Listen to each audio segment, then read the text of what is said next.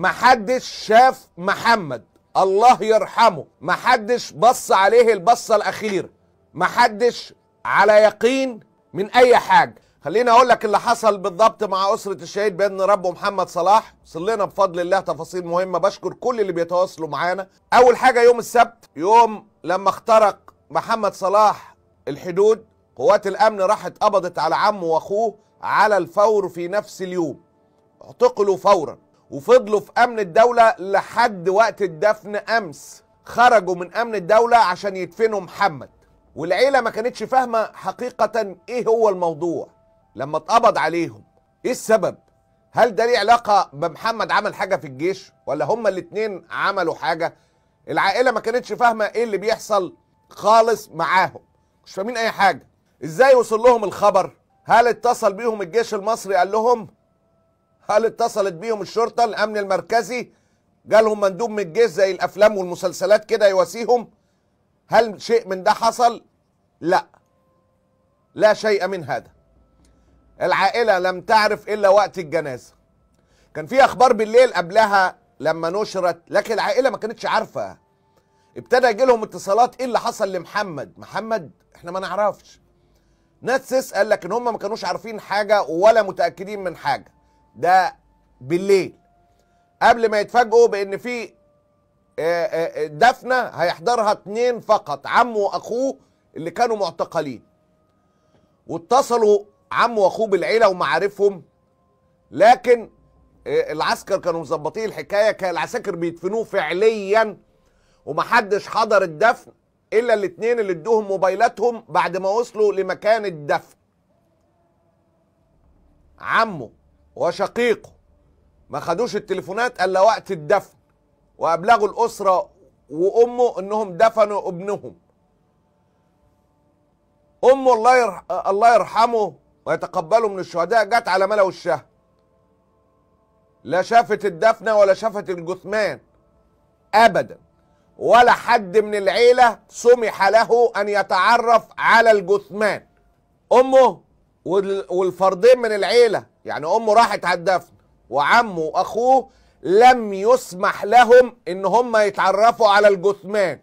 محدش شاف محمد الله يرحمه، محدش بص عليه البصة الأخيرة، محدش على يقين من أي حاجة. عيلة محمد صلاح بالكامل لم يسمح لها أن ترى جثمان محمد صلاح الشهيد بإذن ربه. وللحظة اللي بكلم حضرتك فيها على الهواء مباشرة، الساعة 7:30 عندي، 9:30 عند حضراتكم، 9:28، لم يتسنى لأي فرد إن يشوف جثمان محمد الله يرحمه. اتدفن من غير ما حد يشوفه. وإلى الآن 9:28 مساء بتوقيت القاهرة 6 يونيو، العيلة قلقانة ان اللي يكون اتدفن مش جثمان محمد. لا انا ما بتساءلش يا فلحوس، انت عشان شايف فلاحيس كتير حقيقة من اللجان على انا ما بتساءلش، انا بقول لك معلومة. هو ولا مش هو انا ما اعرفش، انا بقول لك معلومة اكيدة. ما حدش من العيلة تما، وده طبيعي، ولا الثلاثة اللي حضروا عمه واخوه وامه حصلتهم، لم يسمح ليهم بإلقاء نظرة واحدة على الجثمان.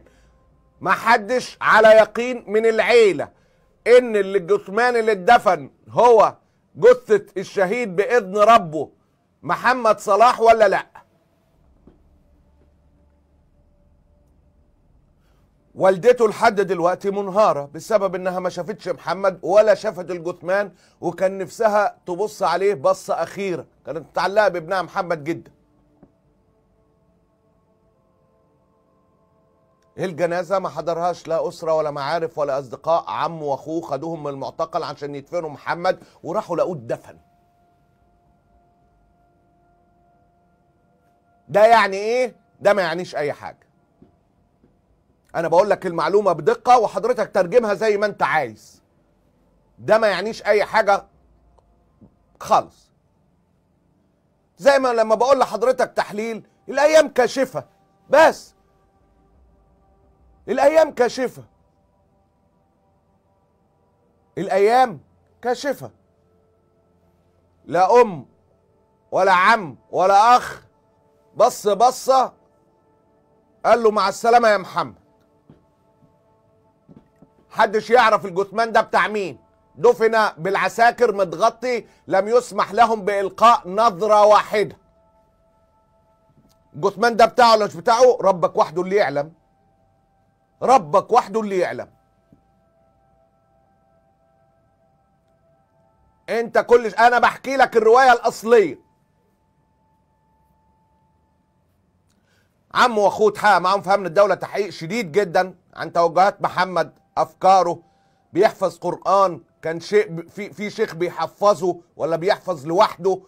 كل الأسئلة دي اتسألت 150 مرة. بيصلي في جامع، مين أصدقائه، مين إمام الجامع، مين الخطيب، مين المؤذن، كان بينزل مظاهرات ولا لأ.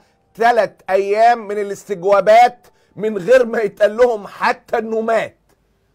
هم فهموا ضمنيا إنه كان هربان، وعشان كده الأمن بيحقق.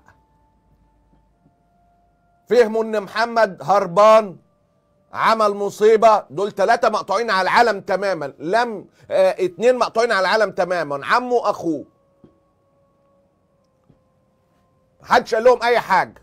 اتحقق معاهم في الضلمة عن كل نملة في حياته ليها علاقة بالدين الجديد ده اللي في دار الأرقم. عايزين يفهموا اي حاجة ليه علاقة، ايه علاقته بالدين، اي حاجة. طب المصحف اشتراه منين، جابه منين، يعني كل حاجة.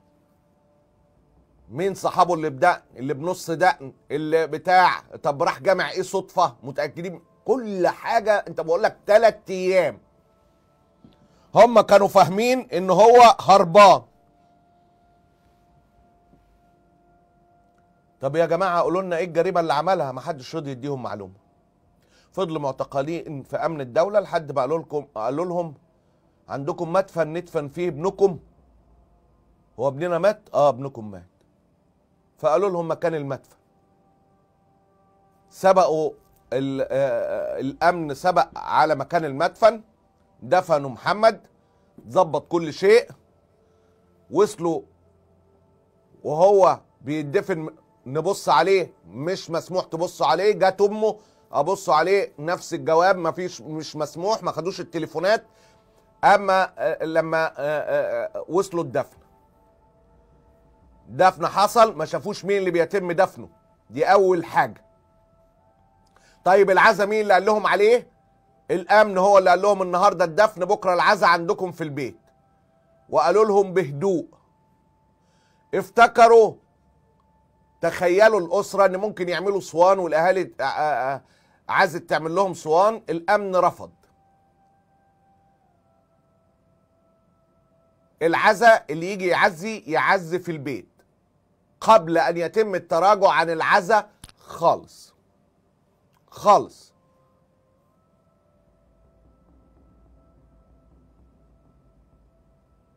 العيلة تحت حصار كبير جدا. عشان كده دي اهم المعلومات.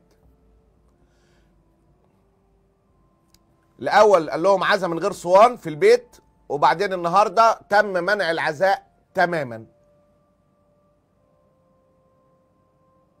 طيب في بعض المعلومات اللي اتقالت عن محمد في الاول وكنا مستغربين. اسرائيل كانت بتقول انه ما بيعرفش يقرا ويكتب، وعماله تقول كلام من هذا القبيل. كان في كلام طلع في الاول انه بيخدم 2 سنين فقط. طب ايه هي الحقيقه؟ ايه الكلام الدقيق؟ محمد كان بيخدم في الامن المركزي تجنيده 3 سنين، وكان على قاب قوسين او ادنى من يخلص مدته. محمد ما كملش دراسته، وصل للاعداديه، وهقول لكم ايه السبب. لكن بفضل الله كان بيعرف يقرا ويكتب وقارئ، يعني يحاول يثقف نفسه. ليه محمد ساب الدراسه؟ سابها لان ابوه توفي وهو صغير، وكان بيشتغل نجار عشان يساعد في مصاريف البيت بعد وفاه ابوه. ودي طبعا من ضمن حاجه كده على جنب تماما، انه من ضمن التعامل الجميل جدا مع الشعب، تعامل العسكر مع الشعب. لو رب الاسره توفي ولا حاجه ممكن ما يبقاش ليه معاش، او معاش تافه جدا، اولاده يضطروا يسيبوا التعليم. محمد كان راجل الله يرحمه من صغره شايل هم اسرته وامه، وبيشتغل ساعات طويله جدا عشان يصرف على اسرته. ده كواليس اللي حصل مع محمد صلاح، وتصحيح لبعض المعلومات، سيل المعلومات اللي كان بيطلع من اسرائيل، ومش كله دقيق.